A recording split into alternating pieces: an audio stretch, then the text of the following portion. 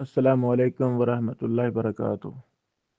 इमाम इब्न अल-जज़री रहमहुल्लाह की किताब तज़किरतुल उलमा फ़ी उसूलिल हदीस के बाज़ अहम तरीन इम्तियाज़ात बयान करना चाहता हूँ, ताकि इमाम इब्न जज़री रहमहुल्लाह की इस किताब के अहम तरीन चीज़ें हमारे सामने हों। इससे दिलचस्पी पैदा होगी, इस मुबारक दौरा को मेहनत के साथ पढ़ना नसीब होगा इंशाअल्लाहुल अज़ीज़। सबसे पहली बात, इमाम इब्नुल जज़री रहमहुल्लाह ने अपने शयूख की काफ़ी ज़्यादा इल्मी बहूस उलूम हदीस के फ़वाइद अपनी इस किताब में जमा किए हैं, जो आपको सिर्फ़ इस किताब में ही मिलेंगे। मसलन इमाम इब्नुल मुहिब रहमहुल्लाह, इमाम इब्न कसीर रहमहुल्लाह, इमाम इब्न राफ़े रहमहुल्लाह वग़ैरहुम, ये इमाम इब्न जज़री के शयूख थे, असातिज़ा थे, और तीनों ही माशाअल्लाह दीगर उलूम व फ़नून के साथ साथ इल्म हदीस में एक मुमताज़ मुकाम रखते थे। तो इमाम इब्नुल जज़री रहमहुल्लाह ने अपने इन तीनों शयूख के फ़वाइद जो इनसे सुने क्लास के दौरान, जो इनसे सुने इस्तिफ़ादा किया, वो अपनी इस किताब में लेकर आए हैं। काफ़ी चीज़ें यहाँ लेकर आए हैं, और ये वो फ़वाइद हैं जो आपको कहीं किसी और किताब में बहुत कम मिलेंगे, नहीं मिलेंगे बल्कि। अल्लाह अकबर। अगर इन अक़वाल को जमा किया जाए जो इमाम इब्नुल जज़री रहमहुल्लाह ने अपने तीन शयूख के बयान किए हैं, वो एक मुस्तकिल रिसाला बन सकता है। अल्लाह अकबर। इसी तरह इमाम इब्नुल जज़री रहमहुल्लाह ने अपनी इस किताब में बहुत ज़्यादा वफ़ायात का ज़िक्र किया है, अहले इल्म की वफ़ायात का, और ये एक बहुत बड़ा मर्जा है इस लिहाज से। जिस तरह दीगर मुहद्दिसीन ने वफ़ायात का ज़िक्र किया है, तो इमाम इब्नुल जज़री रहमहुल्लाह ने इस पर सैर हासिल बहस की है वफ़ायात का। अल्लाह अकबर। इतनी ज़्यादा तफसीलात किसी और शायद किताब में ना मिलें। बिलखुसूस इमाम इब्नुल जज़री रहमहुल्लाह ने वफ़ायात के ज़िक्र में मगारिबा के ये एक अहले इल्म मुहद्दिसीन का ज़िक्र किया है। ये एक बड़ी दिलचस्प दास्तान है, जो इंशाअल्लाह हस्ब तरतीब जब आएगी फिर हम उस पर बहस करेंगे इंशाअल्लाह अज़ीज़। इसी तरह इमाम इब्नुल जज़री रहमहुल्लाह की तरतीब बड़ी प्यारी है, तरतीब बहुत ही प्यारी है, और उन्होंने एक एक मसला की मुख्तलिफ फ़ुरूआत तक बहस की है, और वो फ़ुरूआत उन पर भी तफसीली बहस की अपनी इस किताब में। अल्लाह अकबर। और उलूम हदीस की हर नौ का जिक्र किया है। एक नौ लाते हैं, उसके बाद उसका जिक्र करते हैं जो पहली के ज़्यादा करीब होती है, यानी करीब से करीब नौ का जिक्र करते हुए उन्होंने अपनी ये किताब मुकम्मल की है, और ये बहुत ही अच्छी उम्दा तरतीब वाली किताब है। अल्लाह अकबर। एक और बात, इमाम इब्नुल जज़री रहमहुल्लाह इल्म क़िराअत और इल्म हदीस दोनों के इमाम थे। ये जैसे इल्मुल क़िराअत में इमाम थे, तो इल्म हदीस में भी ये इमाम थे। तो इंशाअल्लाह हम कोशिश करेंगे कि पूरा महीना ज़्यादा से ज़्यादा इस मुबारक दौरा को वक़्त देकर हम इसको मुकम्मल करें, ताकि इमाम इब्नुल जज़री पर ان کی دونوں کتابیں علوم حدیث میں، ان دونوں کو ہم پڑھیں اور مکمل کریں انشاءاللہ العزیز۔ تو ان کی آپ کی علوم حدیث کی کتابوں میں بہت زیادہ چیزیں علم قرات کے ساتھ ملتی جلتی بھی ملتی ہیں، خصوصاً جن کا تعلق علم حدیث کے ساتھ ہے۔ کافی زیادہ بحوث ہمیں یہاں بھی ملتی ہیں۔ اللہ اکبر۔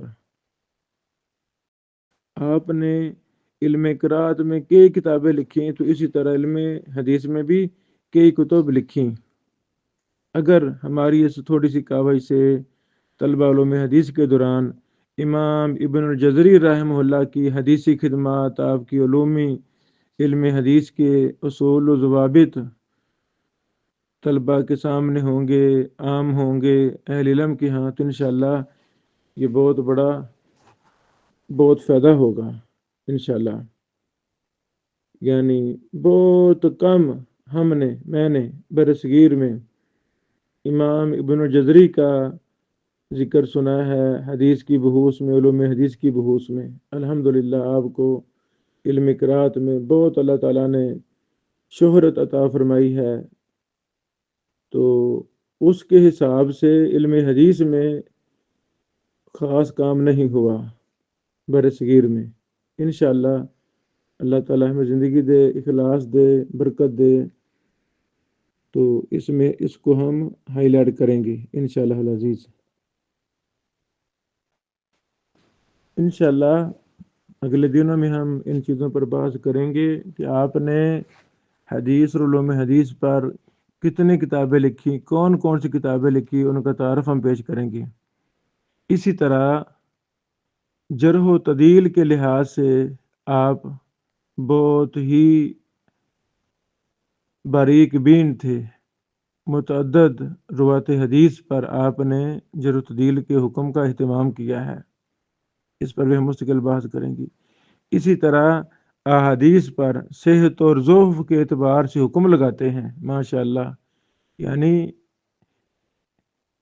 کون سی حدیث صحیح ہے، کون سی ضعیف ہے، اس پر بھی اللہ تعالیٰ نے آپ کو بڑا درجہ اور ملکہ عطا فرمایا تھا، اس پر ہم مستقل آگے بحث کریں گے۔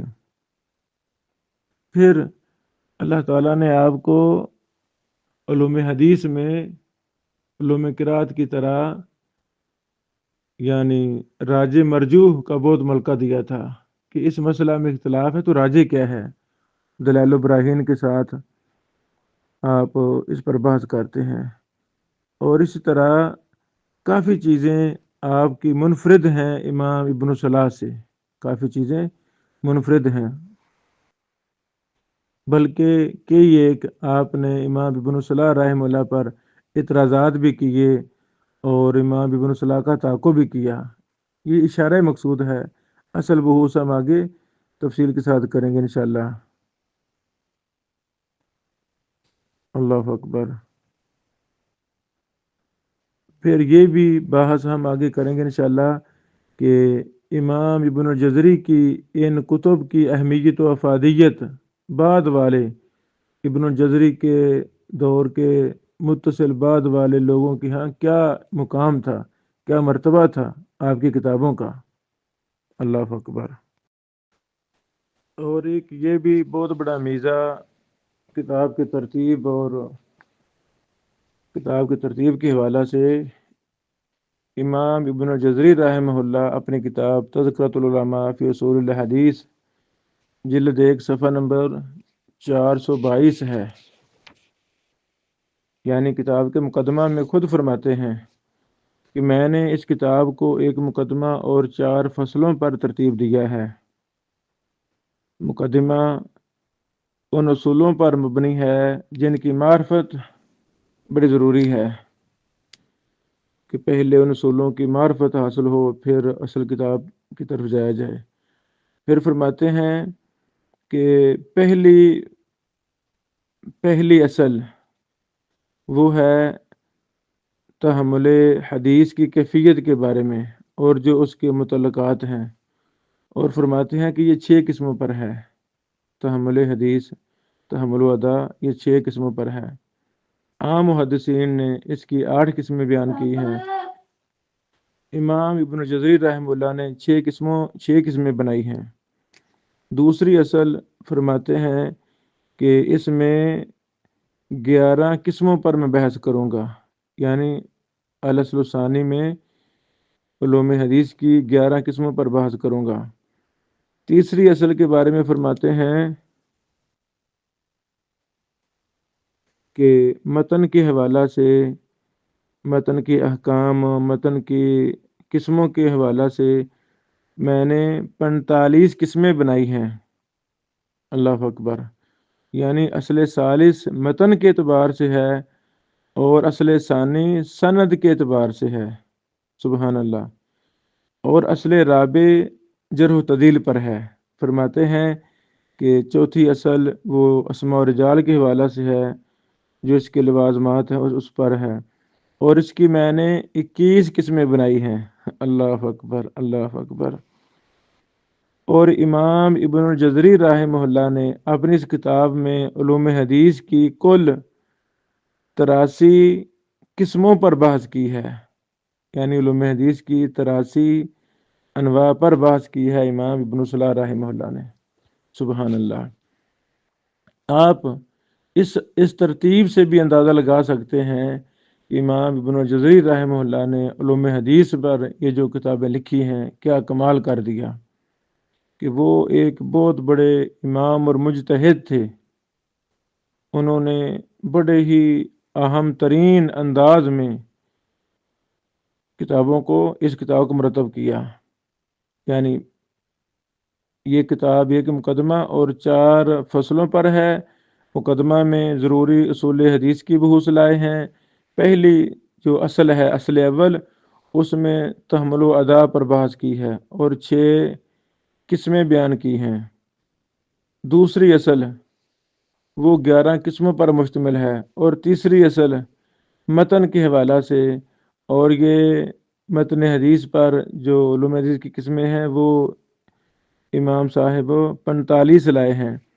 اسی طرح اصل رابع جو جرح و تعدیل پر مشتمل ہے، اور اس کی کل قسمیں وہ 21 لائے ہیں۔ احد و مشرون 21 قسمیں لائے ہیں، اور کل قسموں کو جب ہم دیکھتے ہیں تو وہ 83 قسمیں ہیں جو امام ابن الجزری نے اس کتاب میں بیان کی ہیں، اسی ترتیب کے ساتھ۔ اللہ اکبر! یہ بات وضاحت طلب ہے کہ اصل اول میں امام ابن الجزری رحمہ اللہ نے ضبط حدیث کی کیفیت اور اس کے متعلقات پر بحث کی ہے، اور اس کے تحت انہوں نے 6 قسمیں بیان کی ہیں۔ اصل اول کے تحت، اور جو سب سے پہلی قسم ہے تحمل و ادا کی، اور دوسری قسم ہے ترک و تحمل و ادا کے طریقے۔ تو تحمل و ادا کے طریقے امام ابن الجزری رحمہ اللہ نے 8 ہی بیان کیے ہیں عام محدثین کی طرح۔ تو یہ تفصیل ہے، پہلے کچھ بات غیر مبہم تھی، اب یہ وضاحت ہو گئی ہے۔ تو انشاءاللہ یہ چند ضروری باتیں میں بیان کرنا چاہتا تھا تاکہ ہمیں پتہ چلے کہ امام ابن الجزری رحمہ اللہ کی یہ جو کتاب ہے تذکرۃ العلماء فی اصول الحدیث، یہ کتنی اہم ترین کتاب ہے۔ اللہ اکبر! انشاءاللہ ہم آنے والے دنوں میں ایک چیز پر امام ابن الجزری رحمہ اللہ کی کتابوں کی روشنی میں علوم حدیث کی بحوث کو سامنے لائیں گے۔ بارک اللہ فیکم۔ السلام علیکم ورحمۃ اللہ وبرکاتہ۔